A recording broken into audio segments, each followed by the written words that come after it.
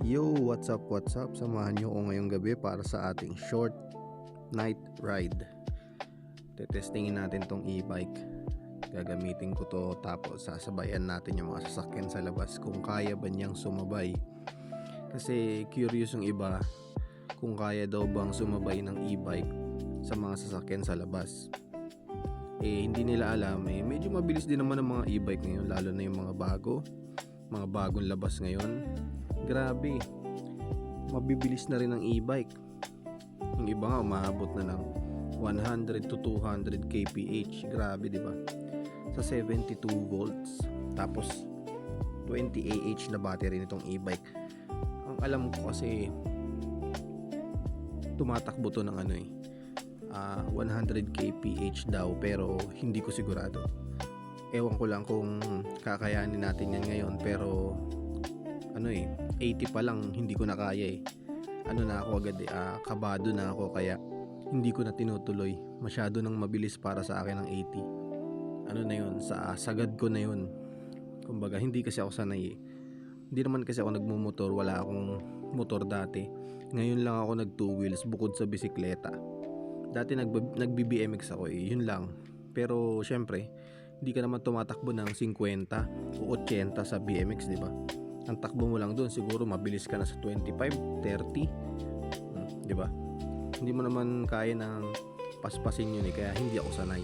Sanay ako sa sasakyan. Sa sasakyan kahit 100 kph pataas kaya Pero dito sa two wheels talagang ewan ko, kinakabahan ako. Pag mabilis na, kinakabahan na ako. Pero yun nga, kailangan nating subukan, di ba? Para malaman natin kung hanggang saan tong e-bike natin na to.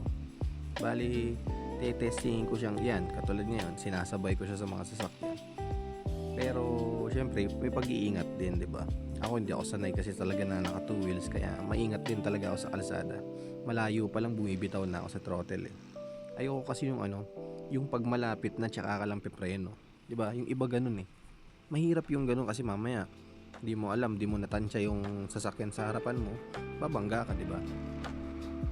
Kaya dapat ingat lang. Dapat malayo pa lang ini-anticipate mo na kung pepreno siya o liliko siya o kung ano mang gagawin niya. Kasi alam niyo naman yung mga driver dito sa Pilipinas, may mga siraulo din talaga, di ba? May mga bigla na lang liliko, bigla na lang pepreno, di ba? Kahit wala namang mga sagabal sa harapan nila, bigla na lang silang pumipreno na parang nawawala. Alam niyo yung mga ganun, di ba? Hindi mawawala dito sa atin yung ganun sa Pilipinas, yung mga pasaway. Tapos yan nga, syempre, pag mabilis, ingat lang din kasi di ba, alam mo naman minsan may mga basang kalsada, baka mamaya madulas yung gulong Pero siguro naman okay naman yung gulong nitong e-bike natin, kahit sabihin nating stock siya. Wala pa pala akong pinapalitan dito bukod sa shocks. Yun lang, shocks lang ang pinalitan ko dito para comfortable yung ride syempre. Lalo na pag nag-aangkas ka. Yun lang. Other than that, wala naman akong ibang napalitan. Shocks lang talaga para malambot lang. Tapos, ako na lang din ang nag-aayos nitong e-bike. Kumbaga, pag mayroon akong kailangang kalkalin, ako na lang din ang nagkakalkal nito. Pero syempre, di ba, pag may mga hindi ka kakayang gawin, kailangan mo talagang dalhin sa mekaniko. Yun nga guys, sooner or later kailangan mo talagang ipaayos yung e-bike mo, di ba?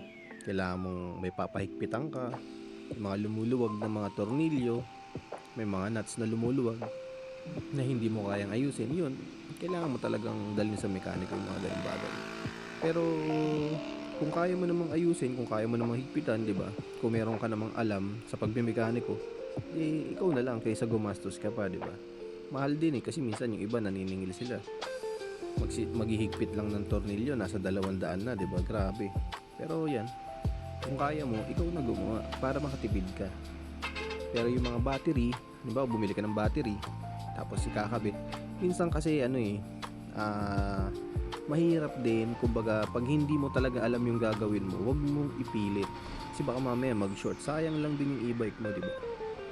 Pag mga tungkol na sa electrical, medyo magtanong ka na sa iba, di ba? Unless pero ka talagang alam or electrician ka para ayusin yung mga electrical ng e-bike. Yun nga, pagka nagpalit ka ng battery, nag-upgrade ka ng battery, syempre, pakabit mo na lang dun sa gumawa para sigurado ka, wala kang poproblemahin. Hindi masisira ang e-bike mo, hindi ka mamumroblema. Mahirap din, lalo na pag nasira ang e-bike mo. Talagang gastos yan, lalo na pag nag-short or mayroong nasunog. Yan pa naman ang pinakamahirap pag may nasusunog. Kasi syempre, papalit ka ng wire, papalitan mo talaga halos lahat ng nasunog na parts. Alam mo naman, lalo na controller, napakamahal ng controller pag pinalitan mo yan, lalo na yung mga magagandang controller. Tapos syempre, malay mo, 'di ba, madamay din yung pinakamotor ng e-bike mo. Nako, yan talaga. Ang alam ko, ang 3,000 watts na power save is 10,000 pataas, hindi ko lang sure. Sabi natin 10 to 15,000. Di pa kasi ako tumitingin eh. Wala pa akong balak magpalit kasi okay naman tong motor ng e-bike ko. Bali talagang battery lang ang kailangan kong palitan. Yun ang gusto kong palitan eh, kasi para lumayo, kumbaga yung range niya humaba. Ngayon kasi 60 kilometers lang siya, kaya talagang limited. Tapos yan nga, pag pinapaspasan mo ng ganito, yan, tingnan mo, pag binibilisan, bumabagsak yung voltage. Sobrang bumabagsak yung voltage. Kaya kailangan mo talaga magpalit ng battery para lang humaba yung range. Tapos yan, ang alam ko kasi pagka lithium na, consistent na yung power delivery. Hindi katulad ng lead acid na talagang bumabagsak ng malala. Tapos, pag palubat ka na, mahina na rin yung takbo mo. Although medyo mabilis pa rin kasi umaabot ka pa rin ng 40. Kahit na sabihin mong lobat na, aabot ka pa rin ng 40 dito. Tignan nyo kung gaano kabilis yung e-bike. Kahit pa paano kayang sumabay niyan. Pero, at what cost, diba? Yung battery mo. Tignan mo yung voltahe ng e-bike ko. 60 plus na lang, diba? Na which is dapat na hindi mo yung ginagawa kasi sobra na yan. Pero dahil sa tinetesting natin yung e-bike, ginagawa ko yan para makita natin hanggang saan at kung gaano kabilis yung e-bike at kung kaya bang sumabay sa mga sasakyan sa labas. Which is tignan mo, kaya naman, di ba? Nakakasabay siya. Pero alam ko, yung speedometer ng e-bike, hindi talaga yan accurate. Kumbaga, less yata ng 10 pag sa actual. Kumbaga, yung tinatakbo ko na 80 na yan, parang 70 lang yan. Kumbaga, lang yan eh.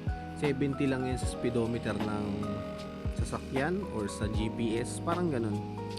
Kasi alam ko lahat naman ng speedometer ng sasakyan, motor, e-bike, hindi naman yan accurate. Kumbaga ang accurate daw talaga is GPS, which is wala akong GPS eh. Tapos kung nagma-maps naman ako, napakaliit kasi nung speedometer ng maps, hindi mo makita talaga. Napakaliit. Kaya hindi ko makita eh kung gaano na ako kabilis. Kaya hindi ko na ginagamit. Naduduling lang ako, lalo na nagda-drive ka tapos pipilitin mo tignan yung speedometer ng maps. Nako, napakadelikado. Kaya huwag nyo nang gawin, di ba? Dito, tinetesting ko kung kayang sumabay ng e-bike ko, di ba? Para sa 72 volts na 20 Ah na e-bike, kaya niyang sumabay. Pero, yun nga, mabilis ka talagang malulobat. From umalis ako sa bahay ng 78 volts. Pag uwi ko 76 na lang agad. Ang tinakbo ko lang is 10 kilometers pa lang. Kasi umikot lang naman ako sa Magallanes eh. Sa 10 kilometers, di ba? 78 naging 76 volts. Ganun kalala yung bawas agad sa battery pagka pinaspasan mo yung e-bike. Pero di ba, syempre, tinetesting nga natin, kaya kailangan natin talagang kailangan natin tanggapin na ganung kabilis mawala yung battery natin. Kaya sana sooner or later magkapera, magpagpalit ng lithium na battery para kahit papaano, 'di ba, makagala naman. Kasi ang corny naman, 'di ba, gagala ka tapos ang takbo mo 30 para lang matipid mo yung battery. 30 lang takbo mo or sabihin natin 40, 45 ganun, 'di ba? Para matipid mo yung battery, kailangan mo talagang i-maintain yung 40 to 45 kph para lang umabot siya talaga ng 60 kilometers. Isipin mo yun. Aabot naman siya ng 60 kilometers eh, pero yun nga, iiwasan mo talaga magpreno, iiwasan mo yung iiwasan mo yung pagpiga ng throttle mo ng todo. Kasi pag piniga mo yan ng todo, napakalaking bawas agad sa battery. talagang mararamdaman mong bumawas siya agad kasi yung voltage ng e-bike mo biglang babagsak. Kaya 'di ba? Dapat tamang lang, throttle management kung gusto mo talagang humaba yung range. Kumbaga talagang kailangan mo, kumbaga sa pagtitipid, talagang titipidin mo. Halos hindi ka na magpipreno, halos hindi ka na titigil. Tapos i-maintain mo talaga yung 40 to 45 kph na takbo niya para lang umabot siya ng 60 kilometers. Ganun yung ginawa ko dati nung bago tong e-bike. Tinesting ko talaga to. Pinaabot ko siya ng 60 kilometers talaga. Umabot siya, lumagpas pa nga yung 62 kung tama ako. Tapos ang natira sa battery niya is 73 volts, di ba? Kaya pa niya sigurong mag 70 kilometers kung pinush ko pa. Pero hindi ko na sinagad kasi baka mamaya syempre, di ba? Masisira yung battery pag sinasagad. Ang depth of discharge ng lead acid 50% lang. So 50% lang ng battery ang pwede mong gamitin. Pero ito ang e-bike ko parang 40% lang ng battery ang pwede mong gamitin kasi hindi rin siya napo-full charge ng malala Ang full charge daw kasi ng 72 volts na e-bike dapat nasa 84. Pero itong e-bike ko 79 lang ang full charge niya Tapos ang usable lang niya hanggang 72. Di ba? Napaka limited lang talaga. Pero at least umabot siya ng 60 kilometers kung marunong ka talagang magtipid. Kung marunong ka talagang mag throttle management ng malala. So yun guys. Sana naintindihan niyo yung mga pinagsasabi ko, yung mga kinukwento ko. Pauwi na ng bahay. Tapos kailangan ko na namang iakyat tong e-bike sa loob. Napakabigat din itong e-bike kasi nga yung battery niya lead acid, kaya napakabigat nito. Tignan nyo kung paano ko ito ipinapasok sa loob ng bahay namin. Gumawa pa ako ng maliit na rampahan para lang maipasok ko siya. Napakabigat niya. Tapos yan, nagtothrottle ako ng mahina lang. Tinatansya ko talaga kasi pag yan nagalaw mo ng konti lang talaga ng slight, lilipad yung e-bike Kaya dapat talaga tansyahan. Yan, para siya lang magpapasok sa sarili niya. Tapos yun na, okay na, papark ko na dyan sa loob. So yun lang guys, babush!